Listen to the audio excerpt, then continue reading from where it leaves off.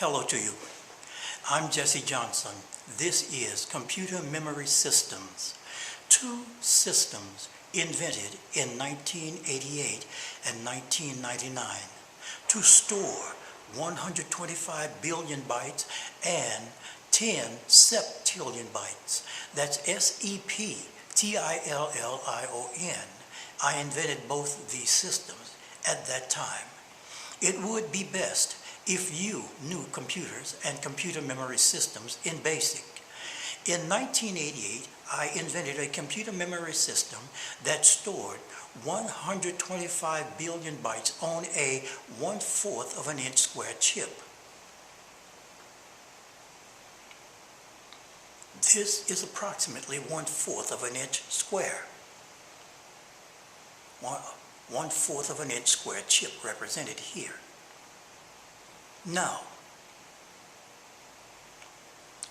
this was called shunt memory. That's S-H-U-N-T, shunt memory. Then in 1990, I invented a second memory system that stored 10 septillion bytes. That's 10 to the 25th power in a approximately 12 to 13 foot cubic space. This was called block memory. The first system was taken to Hewlett-Packard Company, but their machines could not continuously make the circuitry at that continuous miniaturization. So they took the idea and kept it that it was based on and used it. The idea spread to other companies and the government. The second system no one knew of, but surely someone must have thought of it by now. The first one worked in this manner. The idea was gotten from telephones. In 1988, there were no cell phones, no beepers, no World Wide Web or internet. Optical fiber was in its infancy, still in the laboratories. The idea is to produce a shunt, S-H-U-N-T, where the electricity goes in a continuous circuitry system. Since the signal in wires do not go 186,000 miles per second, but about 93,000 to 94,000 miles a second, the matter was to reduce 186,000 miles of electrical insulated cable onto a 1/4 of an inch square chip. With signal booster hoppers spaced every 10 miles along the line, making 18,600 booster hoppers per chip system. The control system was capable of pulsing on and off square pulse 1 trillion times per second. That's T-R-I-L-L-I-O-N, 1 trillion times per second. There are 8 bits per byte. 1 trillion divided by 8 equals 125 billion bytes per 1/4 inch square chip. The 186,000 miles of insulated electrical line had to be simply folded, layered one on top of the other, and connected unbroken. 16 chips per 1 square inch equaled 2 trillion bytes on a 1 square inch area. This here is 1 square inch. Represented by the lines are the chips. 1 square inch right here. Now,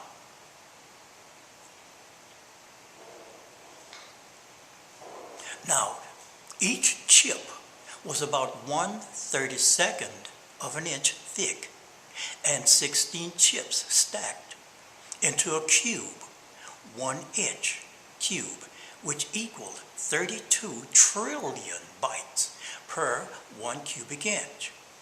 A cubic inch looks like this. This is a cubic inch.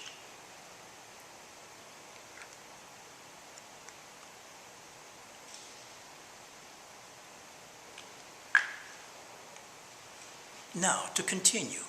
In 1988, this was immense, unheard of amounts of information in such a very, very small volume space. This system had to be kept cool with liquid nitrogen or some other coolant substance or so because of the heat generated.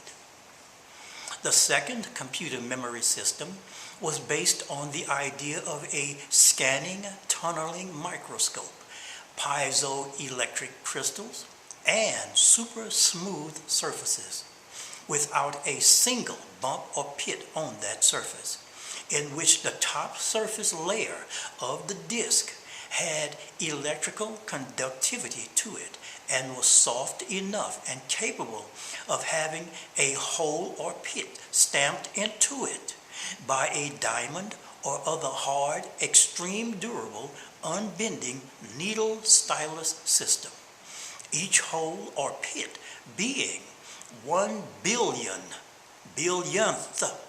in diameter, 2 billionths of an inch deep. Being 1 billionth of an inch in diameter and 2 billionth of an inch deep, and spaced 2 billionths of an inch apart, producing 1 billion bytes per every 2 inches per concentric circle, with an average of 4 inches per concentric circle, with 500 million concentric circles per disk, making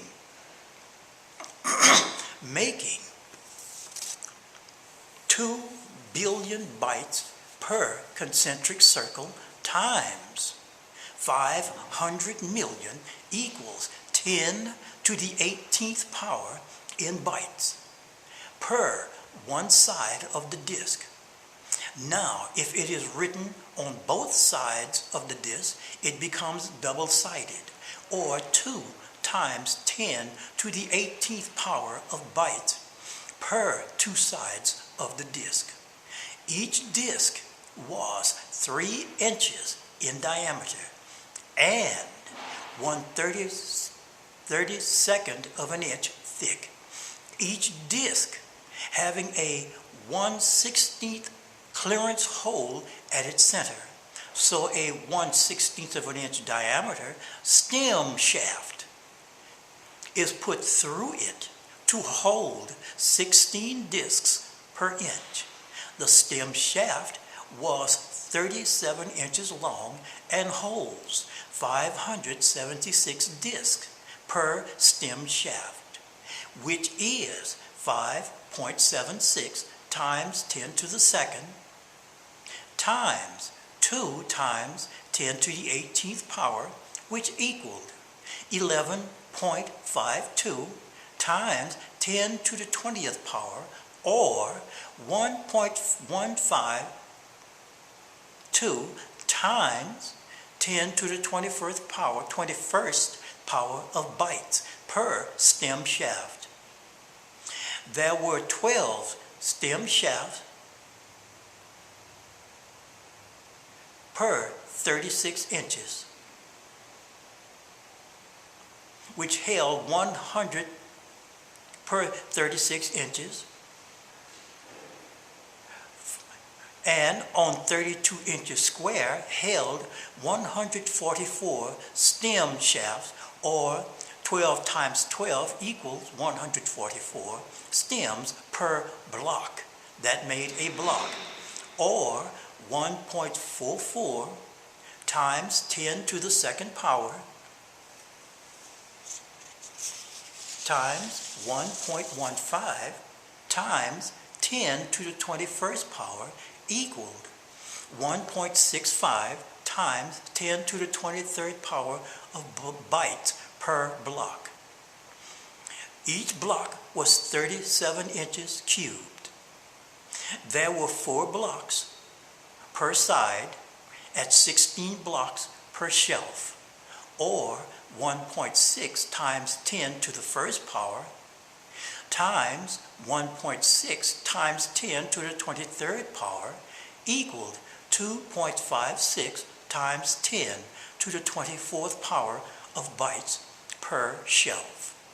At 4 shelves, it became 10.24 times 10 to the 24th power, or 1.2 times 10 to the 25th power of bytes per system.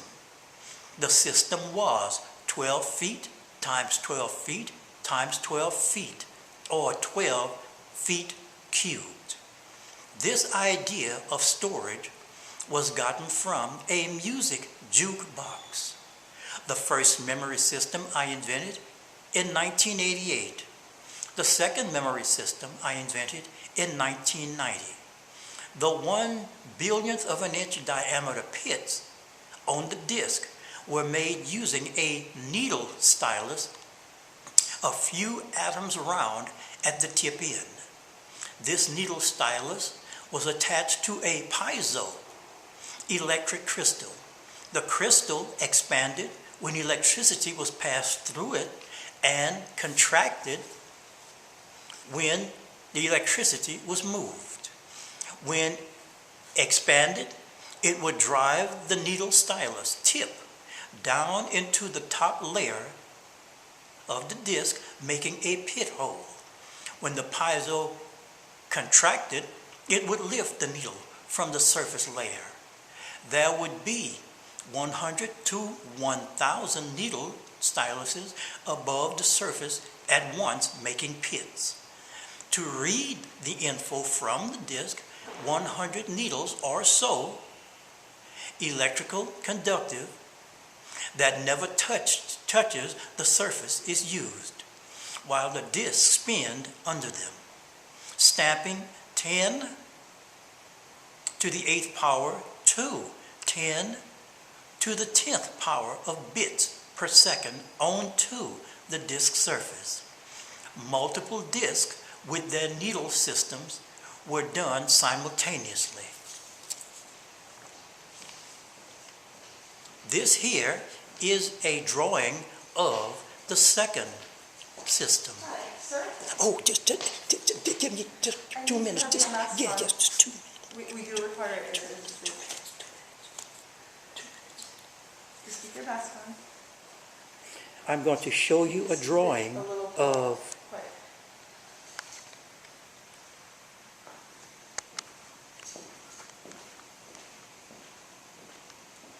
now.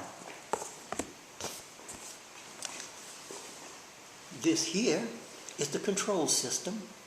This here is the piezoelectric crystal, electrical crystal that expands and contracts when electricity is taken away or is used. When it is pumped into the crystal, the needle forces a pit into the surface. Here's the needle. Here's the tip end, and the pits are 1/1000th of an inch in diameter. The total disk is really 1/32nd of an inch, even though I put 1/16th, it's 1/32nd. This is a disk 3 inches in diameter. These are the small pits making concentric circles on the disk. This here's the top layer. This here's the top layer right here. Top layer right here, which is 1/1,000,000th of an inch thick. And the distance between both pits, and the pits, this concentric circle made of pits, is 500 millionths of an inch. I want to thank everyone for listening and watching, and please subscribe and share this video, and I want everyone to have a very favorable day.